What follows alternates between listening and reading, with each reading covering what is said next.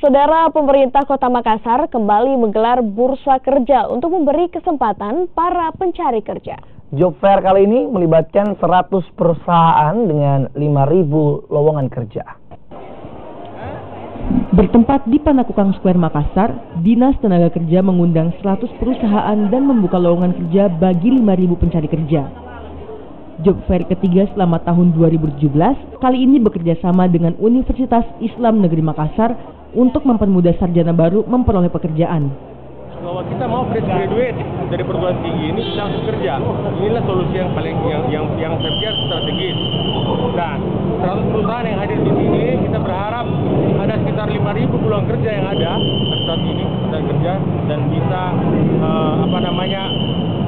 merangkum semua orang-orang yang pengangguran Kota Makassar.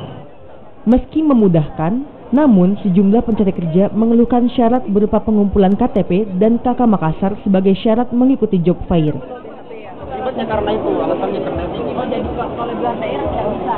Bukan macam sulit lah. Dipersulit ya. Karena ini kan kayak bisa dibilang untuk warga Makassar ya, yang ada kakaknya, yang domisili Makassar, KTP Makassar yang bisa. Dinas Ketenagakerjaan mencatat jumlah pengangguran di Kota Makassar mencapai 6.000 orang yang didominasi sarjana baru. Nila Rustam, Kompas TV, Makassar.